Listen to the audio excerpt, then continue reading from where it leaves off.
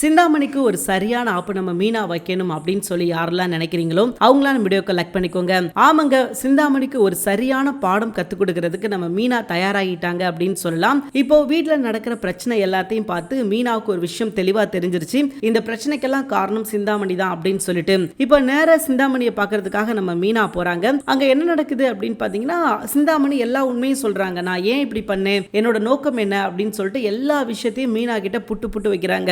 அதாவது அவங்களோட நோக்கம் என்ன சொல்றாங்க அப்படின்னா, அந்த வீடு என் கைக்கு வரணும், இன்னைக்கு மதிப்புக்கு அந்த வீடு பல கோடி ரூபாய்க்கு போகும், நீங்க வெறும் 50 லட்சம் ரூபாய் அதை உங்களால அடைக்க முடியாது, சோ அந்த வீட்டை நான் வித்து பல கோடி சம்பாதிக்க போறேன், நிச்சயமா உங்களால அந்த கடனை கட்ட முடியாதுன்னு எனக்கு நல்லாவே தெரியும், சோ அந்த கடனை வச்சு நான் என்ன செய்ய போறேன் அப்படின்னா அந்த வீட்டை ஏலத்துக்கு விட வைக்க போறேன், அது மட்டும் இல்லாம அந்த ஏலத்துல அந்த வீட்டை வாங்கி நல்ல விலைக்கு விற்க போறேங்கன்னு அப்படின்ற மாதிரி சொல்றாங்க. இதை கேட்ட மீனாவுக்கு செம்ம ஷாக்கு. ஏன் அப்படின்னா, இது ஏதோ சின்ன பிரச்சனை அப்படின்னு சொல்லி நினைச்சுக்கிட்டு இருந்த மீனாவுக்கு இது பெரிய பிரச்சனையா மாறும் அப்படின்றது நல்லாவே தெரியுது. ஏன்னா இது இதோட முடிகிற பிரச்சனையே கிடையாது. அடுத்தடுத்து இவங்க ஏதாவது பணம் சேர்க்கறாங்க அல்லது ஏதாவது ஒரு விஷயம் பண்றாங்க அப்படின்னா நிச்சயமா சிந்தாமணி குறுக்க நிப்பாங்க. சோ இது சாதாரண விஷயம் இல்ல அப்படின்றது மீனாவுக்கு ரொம்பவே நல்லா தெரியும். அது போக சிந்தாமணி எக்ஸ்ட்ரா ஒரு தகவலை சொல்றாங்க. என்ன சொல்றாங்க அப்படின்னு பாத்தீங்கன்னா, சீக்கிரமே இந்த வீட்டோட அழிவு காலம் வரப்போகுது, உங்க எல்லாத்தையும் நான் நடுத்தரவில் நிப்பாட்ட போறேன் அப்படின்னு சொல்லி இந்த எல்லா விஷயத்தையும் சொல்ல மீனா ரொம்பவே ட்ரிகர் ஆயிட்டாங்க. சரி, உன்னால முடிஞ்ச விஷயத்தை நீ பாத்துக்கோ, நீ என்ன சொன்னாலும் அதை பத்தி நான் கவலைப்பட மாட்டேன், என்னால முடிஞ்ச விஷயத்தை நான் பாத்துக்கிறேன், வா யார் ஜெயிக்கலாம் மோதி பார்க்கலாம் அப்படின்ற மாதிரி மீனா எல்லாத்துக்கும் தயாராயிட்டாங்க.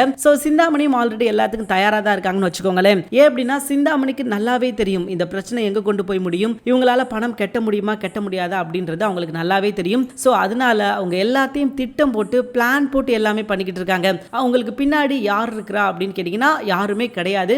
சோ இது மட்டும் இல்லாம இன்னொரு பிரச்சனையும் அவங்க பண்றாங்க. அதாவது இந்த எல்லா பிரச்சனைக்கு பின்னாடி ரோகிணி தான் இருக்கிறாங்க அப்படின்ற மாதிரி ஒரு விஷயத்தை கட்டமைச்சுக்கிட்டு இருக்காங்க.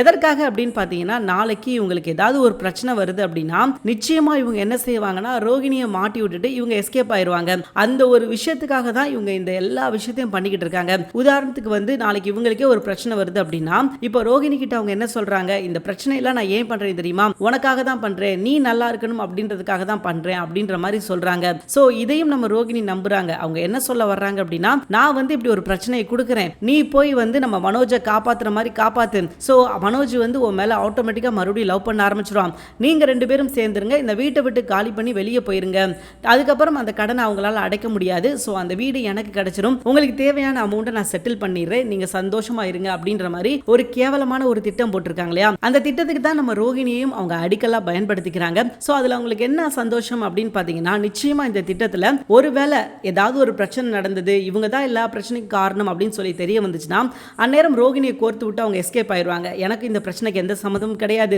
இது எல்லாமே பண்ணது உங்க மருமக தான், உங்க மேல உள்ள கோவத்துல அவ பண்ணிருக்கா அப்படின்னு சொல்லி அவங்க கிளம்பிடுவாங்க. அந்த ஒரு விஷயத்துக்கு தான் அவங்க ஏற்பாடு பண்ணிக்கிட்டு இருக்காங்க. சோ பார்க்கலாம் என்ன நடக்குது, இவங்க நினைக்கிற விஷயங்கள் நடக்குதா அப்படின்றத நம்ம பொறுத்திருந்து பார்க்கலாம். தேங்க்யூ ஃபார் வாட்சிங். இந்த வீடியோ உங்களுக்கு பிடிச்சிருந்துச்சுன்னா மறக்காம லைக் பண்ணிக்கோங்க. நம்ம சேனலை நீங்க இன்னும் சப்ஸ்கிரைப் பண்ணலையா, உடனே சப்ஸ்கிரைப் பண்ணிக்கோங்க. தேங்க்யூ.